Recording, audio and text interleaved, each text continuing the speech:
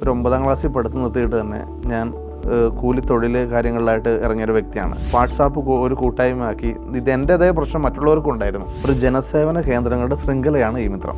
ഒരു ഇൻ്റർവ്യൂവിനെല്ലാം ആൾക്കാർ വിളിക്കാൻ തുടങ്ങിയതിന് ശേഷം മാത്രമാണ് ഇതെൻ്റെ സ്ഥാപനമാണെന്ന് അറിയാൻ തുടങ്ങിയത്. ഏതൊരു കമ്പനിയുടെയും സർവീസുകളോ അല്ലെങ്കിൽ പ്രൊഡക്റ്റുകളോ ഞങ്ങളായിട്ട് മാർക്കറ്റ് ചെയ്യാനുള്ള ഒരു അവസരം കൂടെ ഞങ്ങൾ തുറന്നു കൊടുക്കുന്നു. 5000-ഓളം ഫ്രാഞ്ചൈസിയാക്കി ഒരു പ്രൊഡക്റ്റ് ലോഞ്ച് ഹബ്ബ്, ഒരു സർവീസ് ലോഞ്ച് ഹബ്ബായിട്ട് മാറ്റുക. Hi hello, it's me Sajna Saharas. ഇൻസ്പയറിൻ്റെ ഇൻസ്പിറേഷൻ നിറഞ്ഞ മറ്റൊരു സ്റ്റോറിയിലേക്ക് ഏവർക്കും സ്വാഗതം.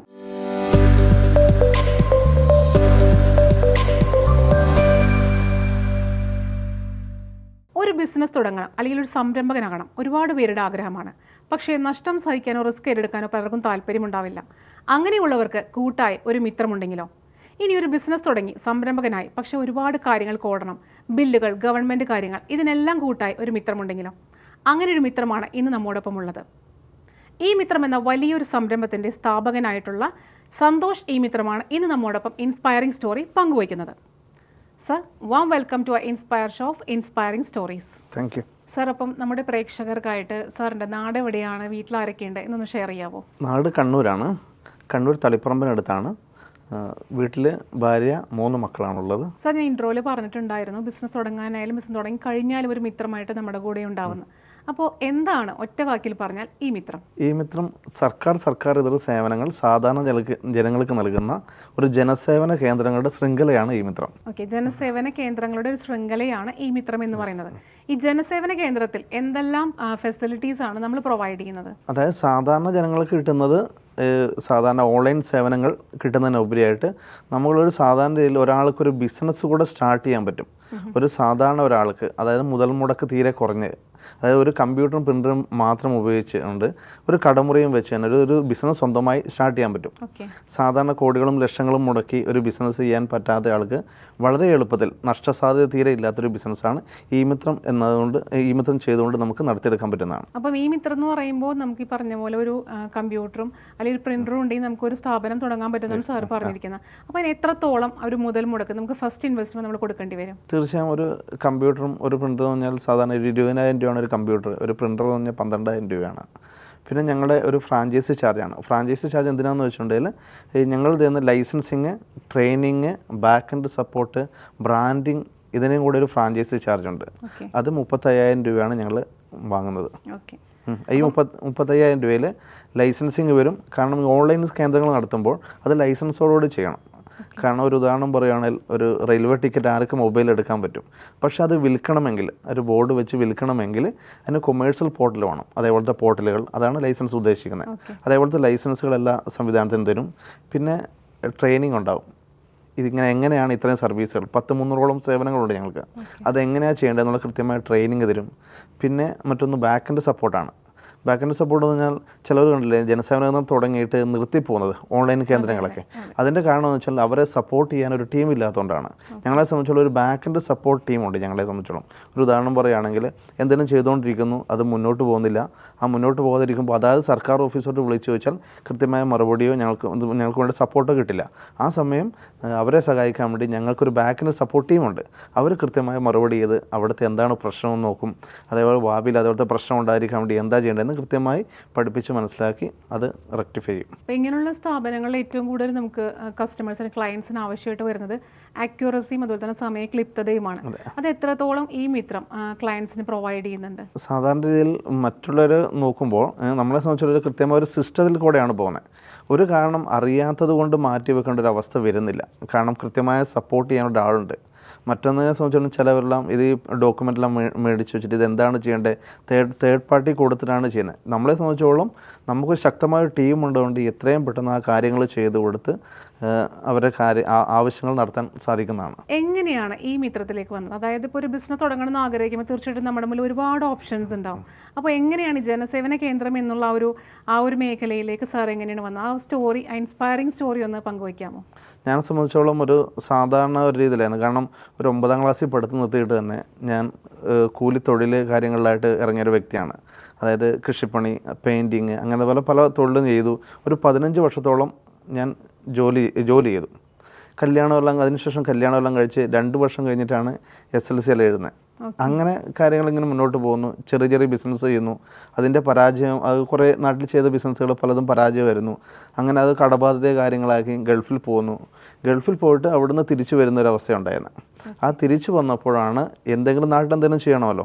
കാരണം ഇപ്പം ഗൾഫിൽ സാധാരണ പണ്ടത്തെ രീതിയാണെങ്കിൽ അത് കുഴപ്പമില്ലായിരുന്നു. കാരണം സാധാരണ ഇവിടെ ഒരു കൂലി പണിയെല്ലാം ചെയ്തുകൊണ്ടിരുന്ന ഒരു സാധാരണ ജോലി ചെയ്തുകൊണ്ടിരുന്ന വ്യക്തിയാണ്.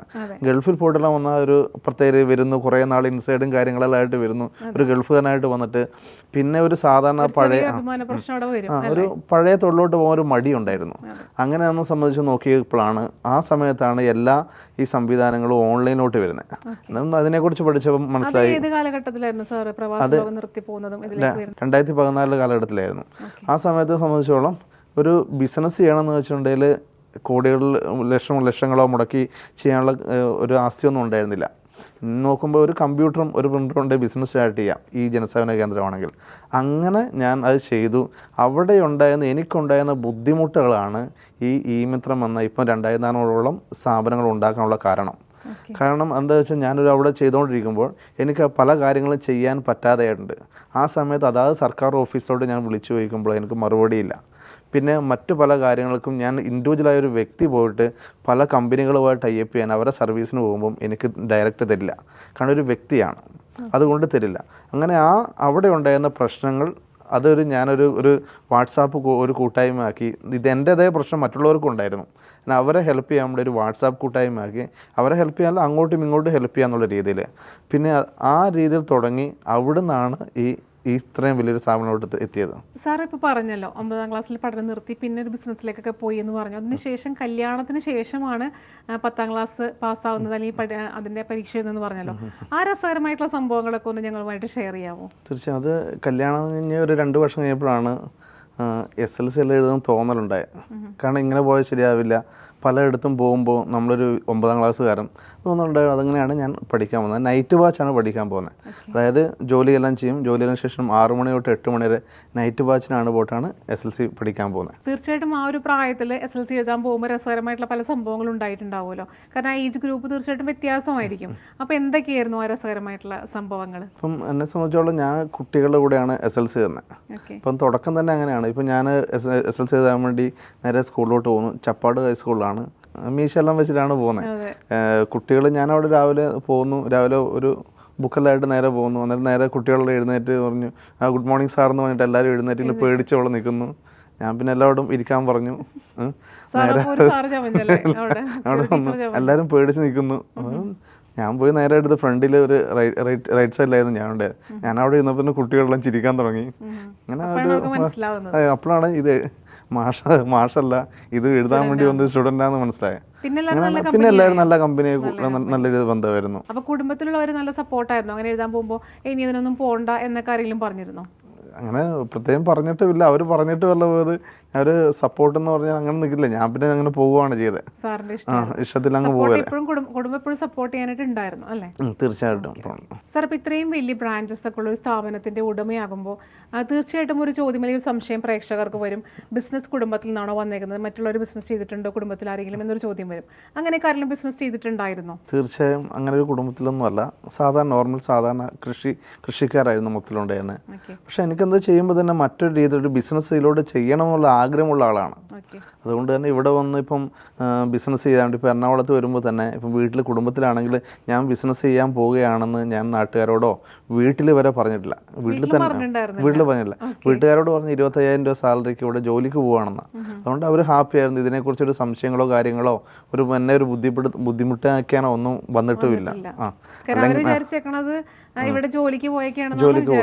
അതുകൊണ്ട് തന്നെ കുഴപ്പമുണ്ടായില്ല. അല്ലെങ്കിൽ ഇപ്പോൾ ഞാൻ ബിസിനസ്സാണ് ചെയ്യുന്നത് കഴിഞ്ഞാൽ എന്നെ ബുദ്ധിമുട്ടിച്ചുകൊണ്ടിരിക്കും. കാരണം ഒരു ബിസിനസ്സിന് തുടക്കം എന്ന് പറഞ്ഞാൽ കൃത്യമായി എമൗണ്ടോ കാര്യങ്ങളൊന്നും ഉണ്ടാവില്ല. കുറച്ച് റിസ്ക് ആയിരിക്കും.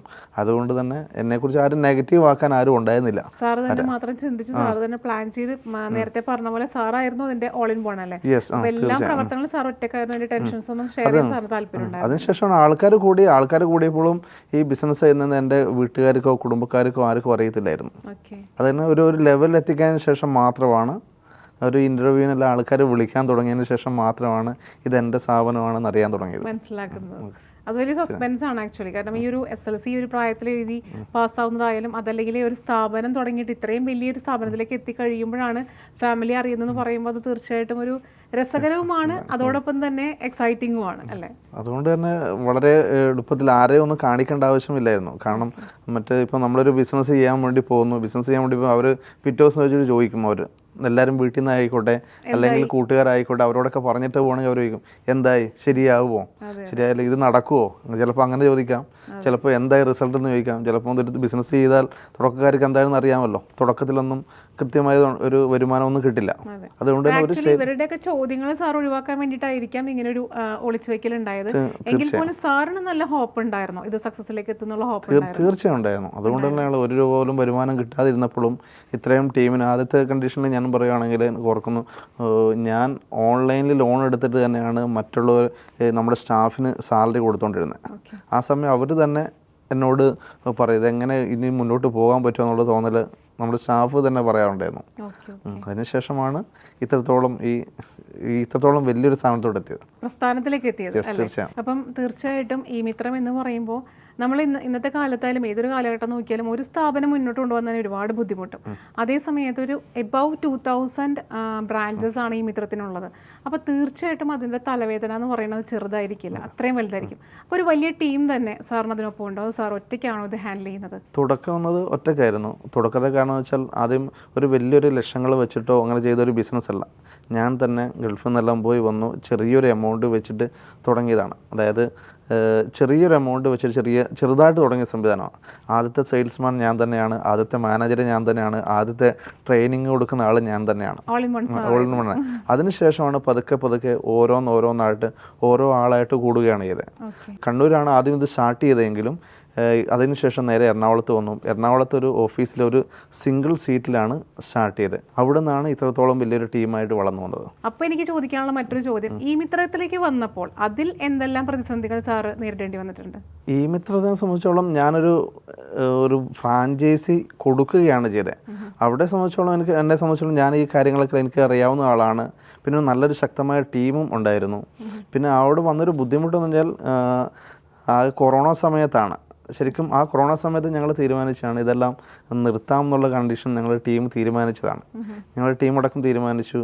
പക്ഷെ അന്നൊരു മനസ്സിലൊരു തോന്നൽ തോന്നി, ഇത് നിർത്തുന്നില്ല, ഏതായാലും ഇവിടെ നിന്ന് തുടങ്ങാന്നുള്ള എല്ലാ നമ്മൾ നേരിട്ട് 1 to 1 ആയി ചെയ്തുകൊണ്ടിരിക്കുന്ന സംഭവങ്ങളെല്ലാം ഓൺലൈനോട്ട് മാറ്റി. പിന്നെ ഇത് എസൻഷ്യൽ സർവീസ് ആയതുകൊണ്ട് തന്നെ ഈ ഓൺലൈൻ ജനസേവന കേന്ദ്രങ്ങൾ തുറന്നു പ്രവർത്തിക്കാമായിരുന്നു. അതുകൊണ്ട് തന്നെ ആ കാലഘട്ടത്തിൽ കൂടുതൽ വിജയം ഉണ്ടായത്. അതായത് സാറിന് ഉണ്ടായിട്ടുള്ള പ്രതിസന്ധിയാണ് വീണ്ടും തീർച്ചയായിട്ടും ഒരു സംരംഭത്തിലേക്ക് എത്തിയത്. അതുപോലെ തന്നെ മറ്റുള്ളവർക്കും അങ്ങനത്തെ ഒരു പ്രചോദനമാകാൻ വേണ്ടിയിട്ട് ഒരുപാട് ബ്രാഞ്ചസ് സാർ ഇട്ട് കൊടുത്തിട്ടുണ്ട്. അപ്പോൾ സാർ നേരത്തെ പറഞ്ഞൊരു 35,000 ഉണ്ടെന്നുണ്ടെങ്കിൽ പിന്നെ ഒരു കമ്പ്യൂട്ടറും ഒരു ചെറിയൊരു റൂമും നമുക്ക് സെറ്റാക്കിയിട്ട് നമുക്ക് ഈ ഒരു സ്ഥാപനം തുടങ്ങാൻ സാധിക്കുമെന്ന്. അപ്പോൾ ഇപ്പോൾ പ്രവാസ ലോകം കഴിഞ്ഞു വരുന്ന ഒരുപാട് ആൾക്കാരുണ്ട്. അപ്പോൾ അവർക്കും ഇത് വളരെ യൂസ്ഫുൾ ആയിരിക്കുള്ളൂ ഈ മിത്രം സ്റ്റാർട്ട് ചെയ്യാനായിട്ട്. പക്ഷേ ഇതിനെന്തെങ്കിലും ഒരു ഏജ് കാറ്റഗറി ഉണ്ടോ? ഇപ്പോൾ ഈ ഒരു പ്രായത്തിലുള്ളവർക്ക് സ്റ്റാർട്ട് ചെയ്യാൻ പറ്റുന്ന ഒരു കാറ്റഗറി അങ്ങനെ എന്തെങ്കിലും ഉണ്ടോ? അങ്ങനെ ഒന്നുമില്ല, ഒരു കാറ്റഗറി ഇല്ല. കാരണം ഞങ്ങൾക്ക് ഡോക്യുമെൻ്റായി വേണ്ടത് ആകെ ആധാർ കാർഡും പാൻ കാർഡുമാണ് അവരെ വേണ്ടു. പിന്നെ അവരെ സംബന്ധിച്ചുള്ള സർവീസ് മെൻറ്റാലിറ്റി ഉണ്ടാകണം. പിന്നെ അതേപോലെ തന്നെ ഒരു ജോലി ചെയ്യാനുള്ളൊരു തോന്നലും വേണം. അല്ലാതെ വെറുതെ ഒരു രീതിയിൽ പോരാ, മടി പിടിച്ചാൽ ഒരു സർവീസ് മെൻറ്റാലിറ്റി ഉള്ള ഏതൊരാൾക്കും ചെയ്യാൻ പറ്റുന്നതാണ്. കാരണം അതിൻ്റെ വാല്യൂ എന്ന് പറയുകയാണെങ്കിൽ ഒരു നാട്ടിൽ തന്നെ പെൻഷൻ ഇല്ലാത്തവർ പെൻഷനായി കൊടുക്കാം, പാസ്പോർട്ട് ഇല്ലാത്തവർക്ക് പാസ്പോർട്ടായി കൊടുക്കാം. അങ്ങനെ ഒരാൾ ജനന സർട്ടിഫിക്കറ്റ് മരണ സർട്ടിഫിക്കറ്റ് വരെ ഓൺലൈനാണ് ചെയ്യുന്നത്. ഇത്രയും സംവിധാനങ്ങൾ ചെയ്തു കൊടുത്ത് ഒരു മാന്യമായ വരുമാനം ഉണ്ടാക്കാൻ പറ്റുന്ന ഒരു അവസരമാണ്. അതുകൊണ്ട് തന്നെ സാധാരണ ഇപ്പോൾ ഞങ്ങളെ സംബന്ധിച്ചോളം അത് പറയുകയാണ്, ആൻഡ്രോയിഡ് മൊബൈൽ ഉപയോഗിക്കാൻ അറിയാവുന്നവർ തന്നെ ഞങ്ങളുടെ ട്രെയിനിങ്ങിലൂടെ ശക്തമായി തന്നെ നല്ല രീതിയിൽ ബിസിനസ് ചെയ്യുന്നു. പിന്നെ അതേപോലെ തന്നെ വീട്ടിലിരിക്കുന്ന കല്യാണമെല്ലാം കഴിഞ്ഞു, പല നാട്ടിൽ നിന്നും വന്ന് കല്യാണമെല്ലാം കഴിഞ്ഞ് ഉള്ള സ്ത്രീകളൊക്കെ വെറുതെ ഇരിക്കുന്നവർ ഇതിനെക്കുറിച്ച് മനസ്സിലാക്കി അവർക്കൊരു ശക്തമായൊരു തൊഴിൽ, ഒരു സ്വന്തമായിട്ടൊരു ബിസിനസ് ആരംഭിച്ച് ധാരാളം ആൾക്കാർ ചെയ്യുന്നുണ്ട്. അപ്പം ഇത്രയും നേരം നമ്മൾ പറഞ്ഞത് ഒരുപാട് ഫെസിലിറ്റീസ് നമ്മൾ പ്രൊവൈഡ് ചെയ്യുന്നുണ്ടെന്ന് പറഞ്ഞു. പക്ഷേ ഇതുമായിട്ട് ബന്ധമില്ലാത്തൊരു സ്ഥാപനം വരികയാണ്, ഈ മിത്രത്തിനോട് വരികയാണെങ്കിൽ അവരുമായിട്ട് എങ്ങനെയാണ് അസോസിയേറ്റ് ചെയ്യാൻ പറ്റുക? ലൈക്ക് മാർക്കറ്റിംഗ് ഫീൽഡിലൊക്കെ അവരെ ഹെൽപ്പ് ചെയ്യുന്നുണ്ടോ? തീർച്ചയായും ഉണ്ട്. അതായത് ഈ മിത്രം 3 രീതിയിലാണ് ചെയ്യുന്നത്. ഒന്ന്, ഒരു നാട്ടിലൊരു ജനസേവന കേന്ദ്രം ഉണ്ടാക്കി ഒരു വ്യക്തിക്ക് ഒരു ചെറിയൊരു ബിസിനസ്, അതായത് സ്വയം തൊഴിൽ പോലെയുള്ള ഒരു ബിസിനസ്, 1 അതിൽ 2 3 ആൾക്ക് തൊഴിൽ കൊടുക്കാൻ പറ്റുന്ന ഒരു രീതിയിലാണ് സാധാരണ ഫ്രാഞ്ചൈസി ബിസിനസ്. പിന്നെ രണ്ടാമത് ഉള്ളതാണ് white label business. White label പറഞ്ഞാൽ ഈ മിത്രം എന്നത് ഞങ്ങളുടെ ബ്രാൻഡാണ്. അതേപോലെ നമ്മൾ പല കമ്പനികൾക്കും back end support, training, licensing എല്ലാം ചെയ്യുന്നുണ്ട്. അതായത് ഒരു ഇന്ത്യ മുഴുവൻ ബിസിനസ് ചെയ്യണം എങ്കിൽ ഇത്രത്തോളം ഞങ്ങളെപ്പോലെ ഒരു ടീമിനെ, software team, training team, back end team, ഇത്രയും ടീമിനെ ആക്കി ഒരു തുടക്കക്കാർക്ക് ചെയ്യാൻ വളരെ ബുദ്ധിമുട്ടാണ്. അങ്ങനെയുള്ളവർക്ക് ഈ back end support, training, software കൈകാര്യം ചെയ്ത് ഞങ്ങൾ ചെയ്യുന്നുണ്ട്. അതായത് ചെറിയൊരു ചിലവിൽ തന്നെ അവർ മാർക്കറ്റിംഗ് മാത്രം നടത്തിക്കൊണ്ട് തന്നെ ഇതേപോലത്തെ ഒരു ബ്രാൻഡ്, ഈ മിത്രം പോലെ മറ്റൊരു ബ്രാൻഡ്, ഒരു ഉദാഹരണം പറയുകയാണെങ്കിൽ വി ഹെൽപ്പ് എന്ന ഒരു ബ്രാൻഡാണെങ്കിൽ അവർ ആ ബ്രാൻഡിൽ മാർക്കറ്റിംഗ് മാത്രം ചെയ്താൽ മതി. അവർക്ക് എത്ര ഫ്രാഞ്ചൈസി മുകളിലും കൊടുക്കാം. അതായത് ഈ മിത്രം എന്നതിന് ബാക്ക് എൻഡ് ചെയ്യുന്ന അതേപോലെ തന്നെ അവരുടെ ബ്രാൻഡിലായിരിക്കും ചെയ്യുക എല്ലാ കാര്യങ്ങളും. അവർക്ക് വേണ്ട സപ്പോർട്ട് അവരുടെ കമ്പനിയുടെ പേരിലായിരിക്കും ചെയ്യുക. എന്താണ് അവരുണ്ടാക്കുന്ന ബ്രാൻഡ് ആ പേരിലായിരിക്കും ചെയ്യുക. അവിടെ ഈ മിത്രത്തിന് യാതൊരു സർവീസ് നമ്മുടെ ആയിരിക്കും, പക്ഷേ അവരുടെ ബ്രാൻഡിലായിരിക്കും. വൈറ്റ് ലേബൽ അത് അവർക്ക് ഇഷ്ടമുള്ള ഫ്രാഞ്ചൈസി ചാർജ് വാങ്ങാം. അവർക്ക് ഇന്ത്യ മുഴുവൻ എവിടെയും ചെയ്യാം. ഓക്കെ. പിന്നെ മറ്റൊന്നെന്ന് പറഞ്ഞാൽ മറ്റ് കമ്പനിയുടെ സർവീസ്, തേർഡ് പാർട്ടി സർവീസുകൾ. അതായത് ഇപ്പം ഏതൊരു കമ്പനിയുടെ ആണെങ്കിലും സർവീസ്, ഇപ്പം ബാങ്കിങ് കാര്യങ്ങളായിക്കോട്ടെ, ഇപ്പം എന്തൊരു സർവീസാണെങ്കിലും, ഇപ്പം GST സർവീസ് ആയിക്കോട്ടെ, മാട്രിമോണി സർവീസ് ആയിക്കോട്ടെ, ഇതൊക്കെ ഞങ്ങളിലൂടെ ചെയ്യുന്നുണ്ട്. അതിൻ്റെ ഒരു പ്രത്യേകത എന്താണെന്ന് വെച്ചിട്ടുണ്ടെങ്കിൽ സാധാരണ ഒരു ഓഫീസ് എല്ലായിടത്തും, ഒരു കമ്പനി, ഒരു ഉദാഹരണം പറയുകയാണ്, ഒരു മാട്രിമോണി കമ്പനിക്ക് ഒരു ഓഫീസ്, കേരളത്തിൽ ഓഫീസ് തുടങ്ങണം. ഞങ്ങളെ സംബന്ധിച്ചിട്ട് ഇപ്പോൾ 2400 ഒരു ഓഫീസ് കേരളത്തിൽ തുടങ്ങണമെങ്കിൽ കോടികൾ മുടക്കണം. എല്ലായിടത്തും സ്റ്റാഫിനെ വെക്കണം, കമ്പ്യൂട്ടർ വേണം, കട വേണം, അതിൻ്റെ സെക്യൂരിറ്റി കൊടുക്കണം. ഇങ്ങനെ ലക്ഷങ്ങൾ മുടക്കിക്ക് വേണം ചെയ്യാൻ വേണ്ടിയിട്ട്. ഇപ്പം ഇതിനെ ഞങ്ങളുമായിട്ട് അസോസിയേറ്റ് ചെയ്യുകയാണെങ്കിൽ ഒരു ദിവസം കൊണ്ട് തന്നെ 2400 അവരുടെ കസ്റ്റമർ സർവീസ് പോയിന്റുകൾ അവർക്ക് ഓപ്പൺ ചെയ്യാൻ പറ്റും. കാരണം ഞങ്ങൾക്ക് ഓൾറെഡി സ്റ്റാഫുണ്ട്, അവിടെ കമ്പ്യൂട്ടറുണ്ട്, അവർ വെൽ ട്രെയിനഡ് ആണ്. അതുകൊണ്ട് തന്നെ അവരുടെ സർവീസുകൾ ഞങ്ങളുടെ സെൻറ്ററുകളിൽ പല ആവശ്യങ്ങൾക്കായി ഒരു ദിവസം 150 തൊട്ട് 200 ആൾ കയറി ഇറങ്ങുന്നതാണ്. ഞങ്ങൾക്കൊരു ഡിസ്പ്ലേ ബോർഡിൽ അവരുടെ ഡീറ്റെയിൽസ് കൊടുക്കുകയാണെങ്കിൽ അവർ ഓരോ ആളും വന്നിട്ട് 5-10 മിനിറ്റ് അവിടെ വന്ന് നിൽക്കുന്നവരാണ്. ഞങ്ങൾ ഡിസ്പ്ലേയിൽ കൂടെ വരുന്ന ഒരു നോട്ടീസിൽ കൂടെ വരുന്ന കാര്യങ്ങൾ അവർ മനസ്സിലാക്കും. അവർ നമ്മളോട് ചോദിക്കും ഇതെന്താണെന്ന് ചോദിക്കുമ്പോൾ അതിനെക്കുറിച്ച് പറഞ്ഞ് മനസ്സിലാക്കി അവിടെ ഒരു സെയിൽ നടക്കുമ്പോൾ ഞങ്ങളുടെ സെൻറ്ററിനും ചെറിയൊരു വരുമാനം കൊടുക്കുകയാണെങ്കിൽ ആ ഒരു മാർക്കറ്റിംഗ് ചെയ്യാം. അത് തന്നെയാണ് ഞങ്ങളുടെ ലക്ഷ്യം. അത് തന്നെയാണ് 5000-ഓളം ഫ്രാഞ്ചൈസി ആക്കി ഒരു പ്രൊഡക്റ്റ് ലോഞ്ച് ഹബ്ബ്, ഒരു സർവീസ് ലോഞ്ച് ഹബ്ബായിട്ട് മാറ്റുക. ഏതൊരാൾക്കും അവരുടെ സർവീസുകൾ അവരുടെ കസ്റ്റമർ സർവീസ് പോയിന്റ് ആയിട്ട് ഞങ്ങളുടെ സ്ഥാപനങ്ങൾ വഴി നടത്തി കൊടുക്കാൻ പറ്റുന്ന ഒരു രീതി. നമ്മുടെ ഈ മിത്രം എന്ന് പറഞ്ഞ ജനസേവന കേന്ദ്രം അല്ലെങ്കിൽ ജനസേവന കാര്യങ്ങൾ മാത്രമല്ല നമുക്ക് പ്രൊവൈഡ് ചെയ്യാൻ പറ്റുന്നത്. ഒരുപാട് കമ്പനികൾ വരികയാണെങ്കിൽ അവരുടെ അസോസിയേറ്റ് ചെയ്ത് അവരുടെ മാർക്കറ്റിംഗ് ആയിട്ടുള്ള എല്ലാ കാര്യങ്ങളും നമുക്ക് ചെയ്തു കൊടുക്കാനായിട്ട് സാധിക്കും. അതായത് നമ്മുടെ സ്ഥാപനത്തിൽ വരികയാണെങ്കിൽ എല്ലാ സേവനങ്ങളും ഞങ്ങളുടെ സെന്റർ വഴി നടത്താൻ പറ്റും. ഇനി സാറിനോട് മറ്റൊന്ന് ചോദിക്കാനുള്ള, എന്താണ് ഇതിന്റെ എക്സ്പാൻഷൻസ് അല്ലെങ്കിൽ അതർ ഫെസിലിറ്റീസ് എന്തൊക്കെയാണ് പ്രൊവൈഡ് ചെയ്യാനായിട്ട് ഉദ്ദേശിക്കുന്നത്? ഈ മിത്രത്തെ സംബന്ധിച്ചോളം 2026 ആകുമ്പോഴത്തേനും 5000-ഓളം ഫ്രാഞ്ചൈസി കേരളത്തിലുണ്ടാക്കി ഒരു പ്രൊഡക്റ്റ് ലോഞ്ച് ഹബ്ബ് അല്ലെങ്കിൽ സർവീസ് ലോഞ്ച് ഹബ്ബാക്കി മാറ്റുക എന്നാണ് ഈ മിത്രത്തിൻ്റെ ഉദ്ദേശം. അപ്പം ഇപ്പം നമ്മുടെ കേരളത്തിൽ ജനസേവന ഈ മിത്രം കേന്ദ്രങ്ങളുണ്ട്. ഇനി അത് പുറത്തേക്ക് ഇപ്പോൾ ഓൾറെഡി ഉണ്ടോ, അതിന് വ്യാപിപ്പിക്കാൻ താല്പര്യമുണ്ടോ? ഈ മിത്രം ഇപ്പോൾ തമിഴ്നാട്ടിൽ ഓൾറെഡി സ്റ്റാർട്ട് ചെയ്ത് കഴിഞ്ഞു. അവിടെ ഫ്രാഞ്ചൈസി തുടങ്ങിക്കഴിഞ്ഞു. ഇനി അതേപോലെ തന്നെ ഇപ്പോൾ കർണാടകത്തിൽ ഒരു ടീം ബിൽഡ് ചെയ്തുകൊണ്ടിരിക്കുന്നു. അടുത്ത് തന്നെ കർണാടകത്തിലും ഉണ്ടാവും. ഈ മിത്രത്തിൽ സ്റ്റാർട്ട് ചെയ്തപ്പം ഒരു ചെറിയൊരു എമൗണ്ടാണ് സാർ ഇട്ടിരുന്നതെന്ന് പറഞ്ഞിട്ടുണ്ടായിരുന്നു. അപ്പോൾ ഇതുപോലെ തന്നെ മറ്റൊരു സംരംഭകനെ സ്റ്റാർട്ട് ചെയ്യാനായാലും ആ ഒരു ചെറിയ എമൗണ്ട് തന്നെ മതിയായിരിക്കും. പക്ഷെ സാറ് തുടങ്ങിയ പോലെ അല്ലെങ്കിൽ സാറിപ്പം സ്റ്റാർട്ട് ചെയ്തപ്പോൾ ഇവിടെ വരെ എത്തി നിൽക്കുന്നുണ്ട്, അതുപോലെ തന്നെ മറ്റുള്ളവർക്കും എത്താൻ സാധിക്കുന്നത് അല്ലെങ്കിൽ എത്തിയിട്ടുണ്ടോ? അങ്ങനെയുള്ള സംരംഭകരിലേക്ക് എത്തിയിട്ടുണ്ടോ? തീർച്ചയായിട്ടും അത് എത്താൻ പറ്റും. അതൊരു ബിസിനസ് എന്ന് പറഞ്ഞാൽ നമ്മൾ ആ ചെയ്യുന്ന രീതിയിലാണ്.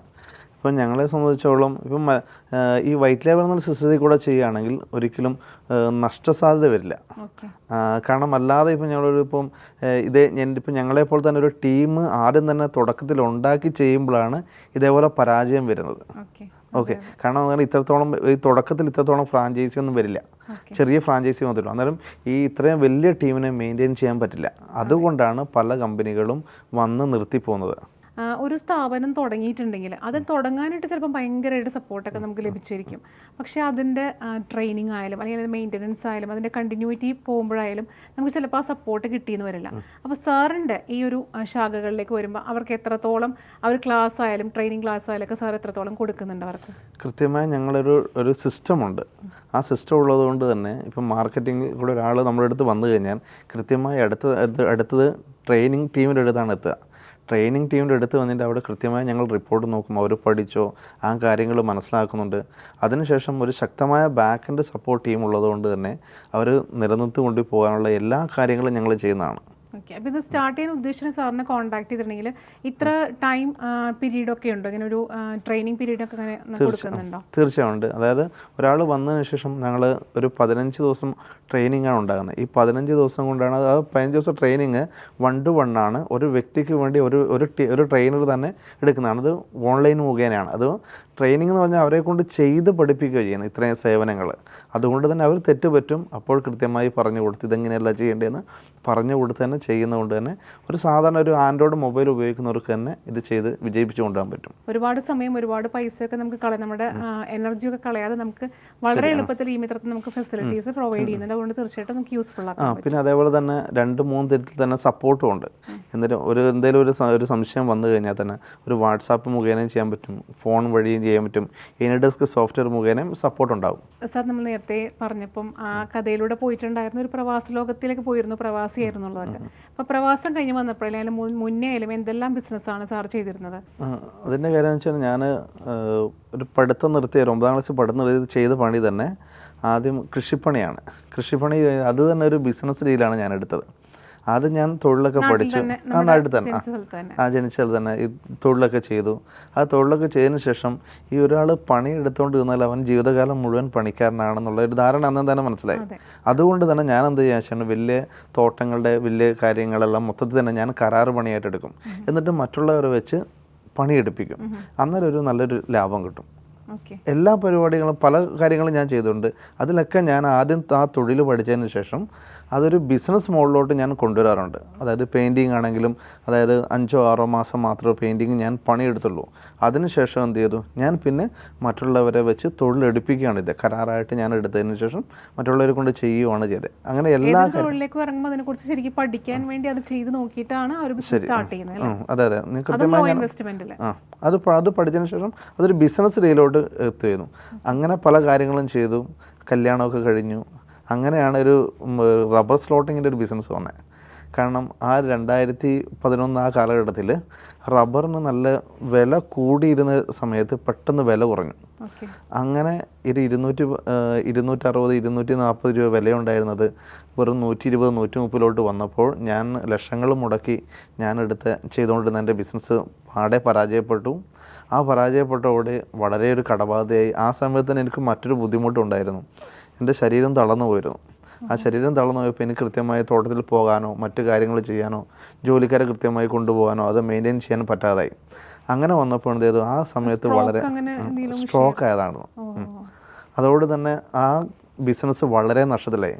ഒന്ന് എൻ്റെ ശാരീരികമായിട്ടുള്ള പ്രശ്നം, ഒന്ന് വിലയിടിഞ്ഞതിൻ്റെ, അതായത് പകുതിയോളം തന്നെ വിലയിടിഞ്ഞുകൊണ്ട് ഞാനാണെങ്കിൽ പലിശക്കും ലോണും എല്ലാം എടുത്തിട്ട് തുടങ്ങിയ ബിസിനസ്സായിരുന്നു. പിന്നെ അത് ഭയങ്കര ഇതായിരുന്നു. പിന്നെ ആ കാലഘട്ടത്തിലായിരുന്നു പ്രകൃതിക്ഷോഭം ഉണ്ടായിരുന്നു. കാരണം 2011 കാലഘട്ടത്തിൽ റബ്ബറിനൊക്കെ കാറ്റ് പിടിക്കുക, അങ്ങനെ ഒരു തോട്ടത്തിൽ നടുക്കൊരു കാറ്റ് പിടിച്ചതിന് ശേഷം 100 കണക്കിന് മരങ്ങൾ നഷ്ടപ്പെട്ടു പോയി.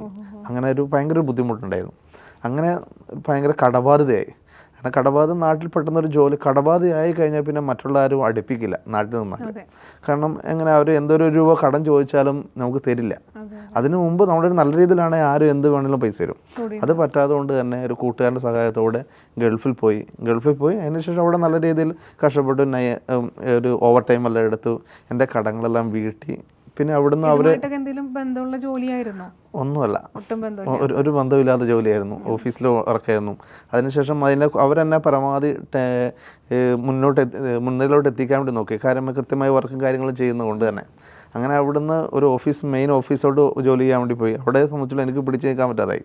കാരണം ഇംഗ്ലീഷ് ലാംഗ്വേജിൻ്റെ പ്രശ്നം കൊണ്ട്. സാധാരണ ഞാൻ തൊഴിലെടുത്തുകൊണ്ടിരുന്ന വ്യക്തിയാണല്ലോ. അതുകൊണ്ട് പണിയെടുക്കും, പക്ഷേ കമ്മ്യൂണിക്കേഷൻ ഇല്ലെങ്കിൽ അവിടെ വിദേശമാണ് പറ്റില്ലല്ലോ. അതുകൊണ്ട് നേരെ മടങ്ങി വരേണ്ടി വന്നു. മടങ്ങി വന്നപ്പോഴാണ് ഈ ബിസിനസ്സിലോട്ട് സ്റ്റാർട്ട് ചെയ്തത്. ഇതിലേക്ക് വരുന്നത്. ഇതിലേക്ക് വരുന്നത് അത് കയ്യിൽ വലിയ കടബാധ എല്ലാം കഴിഞ്ഞപ്പോഴത്തേനും എൻ്റെ ബാധ്യതയെല്ലാം വീട്ടിന് ശേഷം എൻ്റെ കയ്യിൽ വലിയൊരു എമൗണ്ട് ഒന്നും ഇല്ലായിരുന്നു. അങ്ങനെയാണ് ഒരു ജനസേവന കേന്ദ്രം ഒരു കൂട്ടുകാരോടും ഞാനൊരു കടം മേടിച്ച എമൗണ്ട് കൊണ്ട് തന്നെ അങ്ങനെ ചെറുതായിട്ട് സ്റ്റാർട്ട് ചെയ്തു. അത് എത്ര രൂപയിലാണ് സ്റ്റാർട്ട് ചെയ്തത്? 90,000 രൂപയ്ക്കാണ് ഒരു ജനസേവന കേന്ദ്രം അന്ന് സ്റ്റാർട്ട് ചെയ്തത്. അത് അന്നത്തെ എമൗണ്ട് ഞാൻ നല്ലൊരു രീതി തന്നെ ചെയ്തിരുന്നു. 3 കമ്പ്യൂട്ടറൊക്കെ വെച്ച് നല്ല രീതിയിൽ തന്നെ ബിസിനസ് ചെയ്തിരുന്നു. അവിടെ സംബന്ധിച്ചോളം നല്ലൊരു ബിസിനസ് ഉണ്ടായിരുന്നു. കാരണം ഞാൻ കാര്യങ്ങൾ കൃത്യമായി ചെയ്യുമായിരുന്നു. ഒരാൾ എന്തെങ്കിലും ചെയ്യാനും വന്നിട്ടുണ്ടെങ്കിൽ അത് അന്ന് തന്നെ ചെയ്ത് തീർക്കും. അതേപോലെ തന്നെ അങ്ങനെ രാത്രി 9 അതുകൊണ്ട് തന്നെ അവിടെ ഇത്ര ബിസിനസ് നല്ല തിരക്കും കാര്യങ്ങൾ വന്നപ്പോഴാണ് ഇതേപോലെ ബിസിനസ് ചെയ്യുന്ന ആൾക്കാരെല്ലാം ചില സ്ഥാപനങ്ങൾ തുടങ്ങിയിട്ട് അത് മുന്നോട്ട് പോകാതെ ആൾക്കാർ എൻ്റെ അടുത്ത് വന്നു, ഇതെങ്ങനെ നിങ്ങളിങ്ങനെ ചെയ്യുന്നതെന്ന് മനസ്സിലാക്കി. അങ്ങനെ അവിടെ ചെറിയൊരു വാട്സാപ്പ് കൂട്ടായ്മയാക്കി. ആ വാട്സാപ്പ് കൂട്ടായ്മ കുറേ നാൾ ഈ ഞായറാഴ്ചകളിൽ ഞാനൊരു ട്രെയിനിങ് എടുക്കും. അന്നേരം ചെറിയൊരു എമൗണ്ട് ആ സമയത്ത് ഒരു ചെറിയ എമൗണ്ടെല്ലാം വാങ്ങും. പിന്നെയാണ് തോന്നിയത് ഇതൊരു ബിസിനസ്സായിട്ട് എടുക്കാന്നുള്ള കണ്ടീഷൻ. അതായിരുന്നു ഒരു ഇൻസ്പയറിംഗ് പോയിന്റ് എന്ന് പറയുന്നത് സ്ഥാപനത്തിലേക്ക് എത്താനുള്ള സ്റ്റാർട്ട് ചെയ്യും. പിന്നെ അതിനുശേഷം ഈ ബിസിനസ്സിൻ്റെ മുകളിലോട്ട് വന്നത് മറ്റൊരു രീതിയിലാണ്. അതായത് ഒരു JC എന്ന പ്രസ്ഥാനം നടത്തിയ ഒരു ഓൺട്രപ്രണർ ഹബ് എന്നൊരു മീറ്റിങ്ങിൽ റൂട്ട് സെറ്റിനെ കുറിച്ച് പറഞ്ഞു. എല്ലാ ജില്ലകളും റൂട്ട് സെറ്റ് എന്നൊരു സംവിധാനമുണ്ട്. അതായത് ഒരു സ്വയം തൊഴിലോ അല്ലെങ്കിൽ ഒരു ബിസിനസ് ചെയ്യാൻ പറ്റുന്ന ഒരു സംരംഭകരാക്കാൻ വേണ്ടിയുള്ള ഒരു ട്രെയിനിങ് സൗജന്യമായി കൊടുക്കുന്ന ഒരു സംവിധാനമാണ് റൂട്ട് സെറ്റ്. അവിടെ പോയി ഒരു 13 ദിവസത്തെ ബിസിനസ് മാനേജ്മെൻറ്റ് ഒരു കോഴ്സ് ചെയ്തു. ആ കോഴ്സ് ചെയ്തപ്പോഴാണ് ഞാൻ കുറേ നാൾ ചെയ്തത് ഒരു ബിസിനസ് മോഡലല്ല എന്ന് മനസ്സിലായി. അതിൽ ബ്രാൻഡിങ്ങും വേ അല്ല എന്ന് മനസ്സിലായി. അങ്ങനെ ബിസിനസ് ചെയ്തുകൊണ്ടെങ്കിൽ അത് മുന്നോട്ട് അധികം പോവില്ല എന്ന് മനസ്സിലായി. അവിടെ നിന്നാണ് കൃത്യമായ ബ്രാൻഡിങ് എങ്ങനെയാണ് ബ്രാൻഡിങ് ചെയ്യേണ്ടതെന്ന് മനസ്സിലായി, എങ്ങനെ മാർക്കറ്റ് ചെയ്യേണ്ടതെന്ന് മനസ്സിലായി. അവിടെ നിന്നാണ് കൃത്യമായൊരു സിസ്റ്റമാറ്റിക്കായിട്ട് കണ്ണൂരുള്ള മൈസോൺ എന്ന് പറഞ്ഞ ഒരു സ്റ്റാർട്ടപ്പ് മിഷൻ്റെ സപ്പോർട്ടോടെ പ്രവർത്തിക്കുന്ന ഒരു സ്ഥാപനമാണ് മൈസോൺ. അവിടെ ഒരു സ്പേസ് എടുത്തിട്ടാണ് സ്റ്റാർട്ട് ചെയ്തത്. ഇവിടെയല്ല, കണ്ണൂരാണ് സ്റ്റാർട്ട് ചെയ്തത്. കണ്ണൂർ സ്റ്റാർട്ട് ചെയ്തത് തന്നെ. പക്ഷേ വർക്കുകളെല്ലാം ഈ പുറത്തോട്ടാണ് വരുന്നത്. പിന്നെ അന്ന് കണ്ണൂരിൽ നിന്നാണെങ്കിലും കണ്ണൂർ തുടങ്ങിയൊരു സ്ഥാപനം എന്ന് പറയുമ്പോൾ എല്ലാവരും പെട്ടെന്ന് ഉൾക്കൊള്ളില്ല, കുറേ ദൂരത്തോട്ട്. ഇപ്പോൾ കണ്ണൂരിൽ നിന്നുള്ള ഞാൻ പോയി തിരുവനന്തപുരത്തുള്ളവരോട് പറയുമ്പോൾ ഒരു ബുദ്ധിമുട്ടാണ്.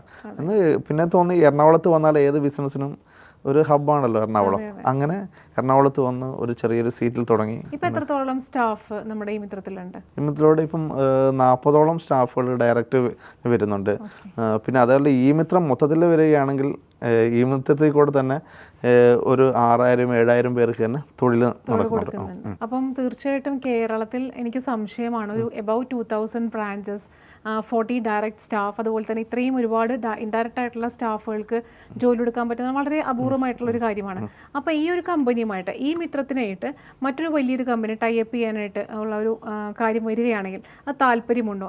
ഉണ്ടെങ്കിൽ തന്നെ അതിൻ്റെ ബെനിഫിറ്റ് എന്താണ്? ഇപ്പോൾ ഈ 2400ഓളം സ്ഥാപനങ്ങളും മറ്റൊരു കമ്പനിയുടെ ഒരു കസ്റ്റമർ സർവീസ് പോയിൻ്റായിട്ട് മാറാൻ പറ്റും. ഒരു ഉദാഹരണം പറയുകയാണെങ്കിൽ ഒരു മാട്രിമോണി സർവീസ് നോക്കുക.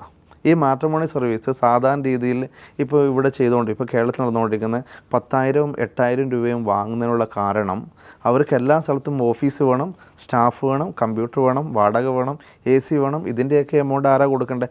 സാധാരണ ഉപഭോക്താവാണ്, കസ്റ്റമറാണ് കൊടുക്കേണ്ടത്. ഇപ്പം ഞങ്ങളെ സംബന്ധിച്ചോളം ഞങ്ങൾക്ക് ഈ സംവിധാനങ്ങളെല്ലാം ഉണ്ട്. അതായത് ഒരു സ്ഥാപനം തുടങ്ങുകയാണ്, ഇപ്പം മാട്രിമോണി സർവീസ് തുടങ്ങാൻ വേണ്ടി വരുന്ന ഒരാളാണെങ്കിൽ ഞങ്ങളുമായി ടൈപ്പ് ചെയ്യുകയാണെങ്കിൽ അവർക്ക് 2,400 ഓഫീസുകൾ ഇപ്പോൾ നാളെ തന്നെ ഓപ്പൺ ചെയ്യാൻ പറ്റുന്ന രീതിയിലാണ്. കാരണം ഞങ്ങളുടെ ഹെഡ് ഓഫീസിൽ നിന്ന് ഒരു സോഫ്റ്റ് കോപ്പി എല്ലാ സെൻറ്ററിലോട്ടും അയക്കുകയാണെങ്കിൽ അത് അവിടെ നിന്ന് പ്രിൻ്റ് എടുത്ത് അവിടെ വെക്കുകയാണെങ്കിൽ ഞങ്ങളുടെ സെൻറ്ററിൽ ഒരു 100-150 ആൾ 200 ആൾ ദിവസം കയറിറങ്ങി പോകുന്നതാണ്. അതും മനസ്സിലാക്കിക്കൊണ്ട് തന്നെ അവിടെ അത്രയും ബിസിനസ് കൺവേർഷൻ നടത്താൻ പറ്റും. ഓൾറെഡി എസ്റ്റാബ്ലിഷ്ഡ് ആയതുകൊണ്ട് ഇറ്റ്സ് വെരി ഈസി ആയിരിക്കും. വളരെ ഈസി ആയിരിക്കും. കാരണം മറ്റ് കമ്പനികളെ സംബന്ധിച്ചോളം ഞങ്ങൾ ഇപ്പോൾ ഒരു ഡിജിറ്റൽ മാർക്കറ്റിംഗ് ചെയ്തു, വേറൊരു കമ്പനി മാർക്കറ്റിംഗ് ചെയ്തു. അതിപ്പം എറണാകുളത്തുള്ളൊരു കമ്പനി ഇവിടെയാണ്. അത് കണ്ണൂരുള്ളവർക്കൊരു വിശ്വസ്തത ഉണ്ടാവില്ല. ഇപ്പം ഞങ്ങളെ സംബന്ധിച്ചുള്ള ഇത്രത്തോളം 2,400 ഫ്രാഞ്ചൈസി ഉണ്ട്. ഇത് മുഖേനയാണ് ഒരു പ്രൊഡക്റ്റ് സെയിൽ ചെയ്യുന്നതെങ്കിൽ ആൾക്കൊരു വിശ്വസ്തത കൂടുതലുണ്ടാവും. പിന്നെ അവരെ തന്നെ എന്തെങ്കിലും മറ്റ് സർവീസ് കാര്യങ്ങളുണ്ടെങ്കിൽ അവരുമായി ടൈപ്പ് ചെയ്താൽ മതിയല്ലോ. അവർക്ക് ഏറ്റവും അറിയപ്പെടുന്ന ഒരാൾ തന്നെ നമ്മുടെ നാട്ടിലുണ്ടല്ലോ. അതെ അതെ. അതുകൊണ്ട് അവർ ഏതൊരു കമ്പനിയുടെയും സർവീസുകളോ അല്ലെങ്കിൽ പ്രൊഡക്റ്റുകളോ ഞങ്ങളായിട്ട് മാർക്കറ്റ് ചെയ്യാനുള്ള ഒരു അവസരം കൂടെ ഞങ്ങൾ തുറന്നു കൊടുക്കുന്നു. ഞാൻ പറഞ്ഞ പോലെ ഒരു എല്ലാ തരത്തിലും ഒരു മിത്രമായിട്ട് ഈ മിത്രം കൂടെ ഉണ്ടാവും. തീർച്ചയായും ഉണ്ടാവും. സാർ ഇപ്പോൾ പറഞ്ഞല്ലോ മാട്രിമോണി കാര്യങ്ങളൊക്കെ പറഞ്ഞു, അതുമായിട്ട് ബന്ധപ്പെട്ടുള്ള അസോസിയേറ്റ് ചെയ്തിട്ടുള്ള വർക്കുകളൊക്കെ പറഞ്ഞു. ഇത് കൂടാതെ മറ്റേതെല്ലാം സംരംഭങ്ങൾ അല്ലെങ്കിൽ എന്തെല്ലാം ഫെസിലിറ്റീസ് ആണ് പ്രൊവൈഡ് ചെയ്യുന്നത്? നമ്മളെ സംബന്ധിച്ചോളം മറ്റൊന്ന് പറയുകയാണെങ്കിൽ ഇപ്പം GST സർവീസുകൾ, ഇപ്പം GST സർവീസുകൾ ഇപ്പം സാധാരണ രീതിയിൽ ജനസേവന കേന്ദ്രങ്ങളിൽ ചെയ്യാൻ ബുദ്ധിമുട്ടാണ്. കാരണം GST സർവീസ് അത്രത്തോളം പഠിക്കണം. ഞങ്ങളെ സംബന്ധിച്ചോളം പോക്കറ്റ് ടാക്സ് ഒരു കമ്പനിയായി ടൈപ്പ് ചെയ്തേക്കുവാണ്. ആയതുകൊണ്ട് തന്നെ അവരെ സംബന്ധിച്ചോളം ഡോക്യുമെൻറ്റുകൾ മേടിച്ചുകയാണെങ്കിൽ സർവീസുകളൊക്കെ ഈ കമ്പനിയാണ് കാര്യങ്ങൾ ചെയ്യുന്നത്. പക്ഷേ അല്ലെ സർവീസ് അവർ ചെയ്യുന്ന സർവീസിൽ ലാഭം ഇവരുമായിട്ട് ഷെയർ ചെയ്യുകയും ചെയ്യും. അതുകൊണ്ട് എല്ലാ സർവീസുകളും, അതായത് ഒരു കമ്പനി തുടങ്ങാൻ വേണ്ടിയുള്ള തുടക്കമുള്ള എല്ലാ സർവീസുകളും, അതായത് കമ്പനി രജിസ്ട്രേഷൻ ആയിക്കോട്ടെ, ട്രേഡ് മാർക്ക് ആയിക്കോട്ടെ, GST സർവീസ് ആയിക്കോട്ടെ, GST ഫയലിംഗ് ആയിക്കോട്ടെ, ഇങ്ങനെയുള്ള എല്ലാ സർവീസുകളും ചെയ്യാൻ പറ്റും.